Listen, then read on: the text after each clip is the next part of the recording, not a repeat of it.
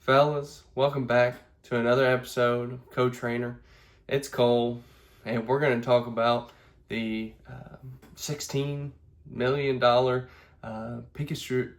Illustrator and what that means for the hobby, and a little bit later get into your safety, as maybe some of you may have know about PokeDean, who had his place broken into, and what that means for you and your safety, and for Pokemon in general, and storing it somewhere.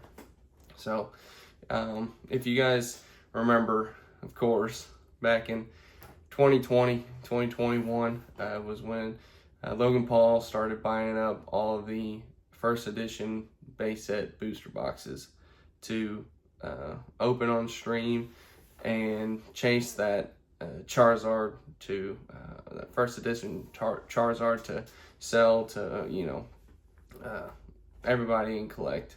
And the first edition base set Charizard on Golden, right after the Pikachu Illustrator sold, also sold for almost just shy of $1 million. But that $16 million Pikachu Illustrator is the highest trading card sold, ever.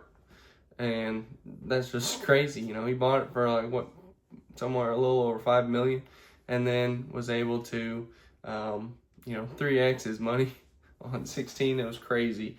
Love him or hate him, he is Logan Paul is a YouTuber, and Ken Golden, who runs Golden Auctions, they know how to sell. And I didn't personally watch the stream or anything, but I had heard about it, and it was just banging a gong and telling everybody if they that they want to be a part of the most expensive card ever sold, and to bid on the Illustrator card, and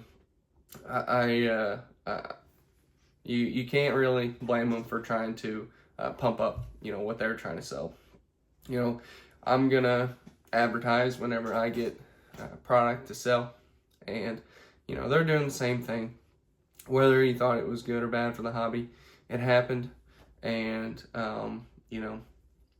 I think Logan Paul is starting to understand kind of the effect he has on the hobby, on Pokemon. I'm trying not to say the hobby so much about Pokemon, because of what happened in 2020, 2021, and the 25th anniversary, and trying to recreate that again for the 30th anniversary. So,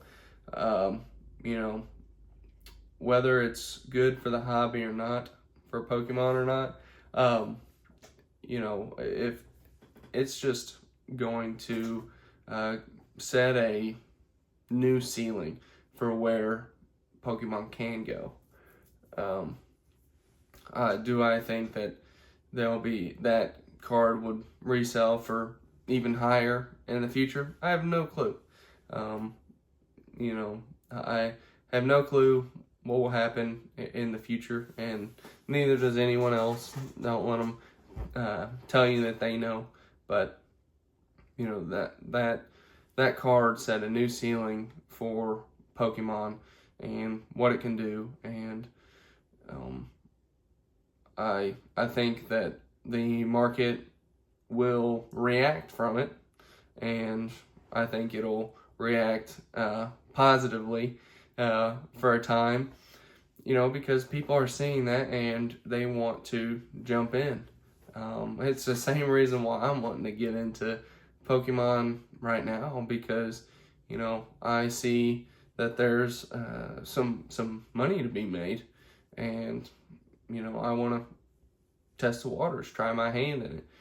Can I be buying base set first edition cards? No, but there is an entry point for just about everybody into it, and I think that's the biggest takeaway is so many eyes were on this sale and on Pokemon, and that's good for Pokemon. That's getting it more known and accepted globally and through the ages too. Like, there's kids who might be into Pokemon now, and there were kids at the time whenever Pokemon was first coming out who are now having kids and wanting to share that experience with their kids, just like me. And I didn't even get into Pokemon in the very beginning because I wasn't even born yet.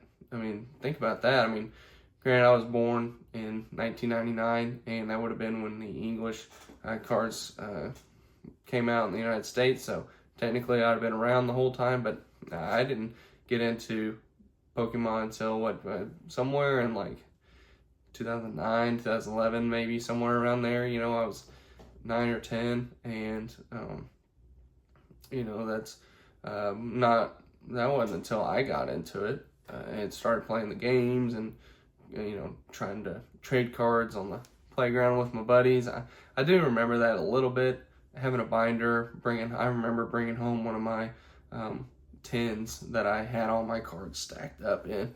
I just wanted to carry as many cards as I could, and I remember showing them off at the cafeteria table to everybody. I do remember it getting shut down pretty quickly, but I imagine some of the cards that I had in my collection were from trading with friends, because I would never have opened any of those packs whenever I was growing up, I don't think. And some people try to play it in their mind like they remember it like it was yesterday, but I mean, to me it was kind of fuzzy back when that was going on, and when what exactly happened. I mean, I remember a couple things whenever I was 10, but I don't remember it like it was yesterday necessarily. But I do remember Pokemon being a part of my life, and trying to play the games. I remember the games a bit more, and I think that that's another reason why Pokemon's so successful, is there's so many other avenues to get into it. You can get into the games, you can get into the anime, you can get in the trading cards. There's just so many ways, and that's why they're ultimately successful, because they're just good. I mean, we talked about the Super Bowl and Pokemon marketing. Like, it's kind of bad. All the marketing is really about word of mouth, people talking, and that's the best marketing is word of mouth, and that's why so many eyes are on it, because people are talking about it right now. And I think that a set card, the first edition base set Charizard, almost getting to 1 million is something that I feel like is more of a ceiling than the Illustrator, because the Illustrator is not a card that can be opened from packs. It was created for the illustrators who created and drew the Pokemon, in those early days whenever Pokemon was first being established and given as a as a reward to those. And so a card that can be pulled from a pack almost reaching 1 million is absolutely insane, and kind of creates that ceiling for all the cards that we kind of chase after right now in these sets. Granted, there are trophy cards and things like that I feel like go towards the Illustrator ceiling too, but I think that both of those cards, the Illustrator and the Charizard, were huge sales for Pokemon and people in it, and bringing more eyes and dollars into the hobby is for better or for worse. It's where we're at right now, and we kind of need to accept the people who are currently hyping up the market there's different ways to go about it, and this is how they choose to do it, and it seems to be working for them, so why would they stop? But yeah, 16 million. That's crazy, absolutely crazy. And not only that, just highest price sold for a trading card. Absolutely crazy. I know there's controversy over the Illustrator and being like Reese Lab 9, all that kind of stuff, and that is what it is, and people can look into the backstory if they want, but at the end of the day, here we are, and we can't go back in time and change it. And I just remember in 2020, like how hyped up I was, and now I'm imagining, somebody else who's now getting back in the hobby, in their 20s, in college, not knowing what to do with some money that they're maybe making on the side a little bit, and now they want to get into Pokemon. I'm just thinking about that person right now and how hyped up they are about that sale, and it's cool. It's cool, and I get hyped up about it too, because I've had fond memories of Pokemon, and talking about it is truly a blessing. Getting to be here talking about it in front of you, leave a comment down below. I need to be better at that. Leave a comment down below if you think that the Pokemon Illustrator sale was good or bad for the hobby. What did you think about the base set first edition Charizard? And then also notice some of the CGC ones like sold for way. It's like, why not just re-slab that into PSA? If you get a CGC 10, you're probably getting a PSA 10, and I mean, get more bang for your buck. I mean, that's crazy, some of the difference. I think there was a difference of what was it? Those cards they sold for, I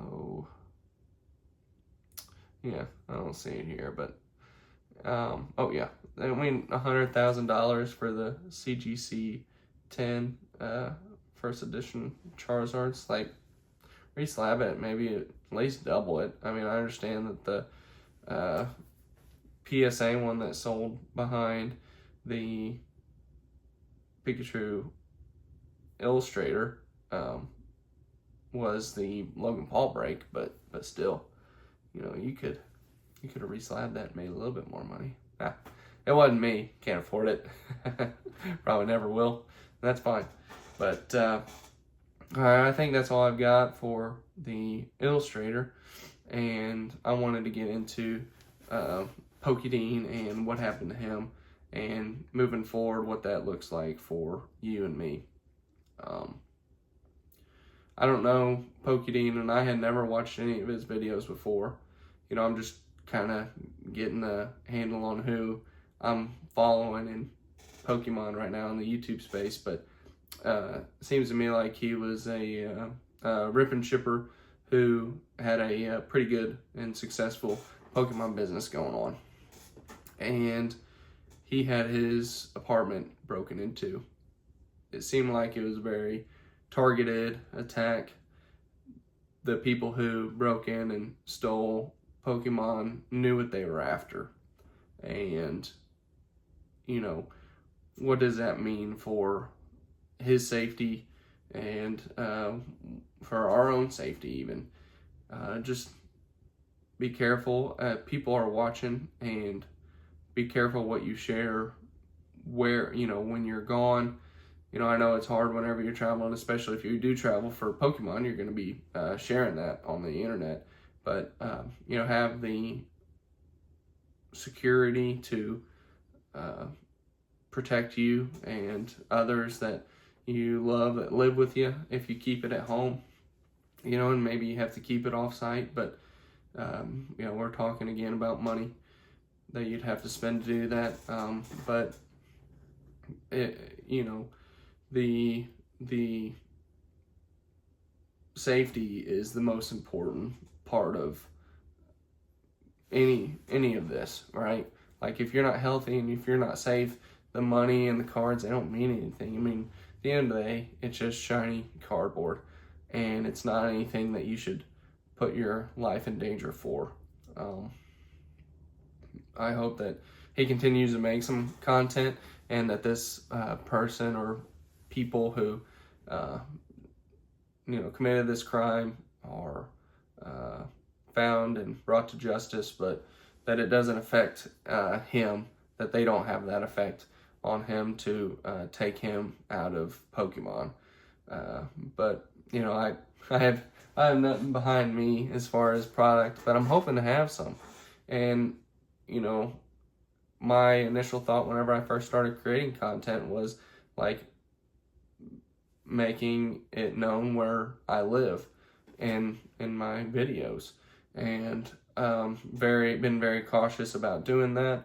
And ultimately he's somebody he knows, or somebody that was able to find out and know where he lives, and that is something that we have to be aware of, that you have to be aware of, and be cautious of, because if your safety is jeopardized, that's not worth it. This isn't worth it. So I just kind of wanted to touch base on that, and I hope that those people are found, and I hope that PokeDean continues to create Pokemon content again, and that he's able to recover. And wish him the best. And I'll leave a link to his video down below whenever he talks about it. But that just to kind of put that story out there, share it with as many people as possible. 5 people probably on my channel, but still something to talk about, and something to share with everybody. And I want everybody to be safe. I want you to be safe. I want to keep my family safe, and that's most important. So be careful with what you share and who you share it with. And at the end of the day, it's just shiny cardboard. So let me know what y'all think down in the comments. Like and subscribe.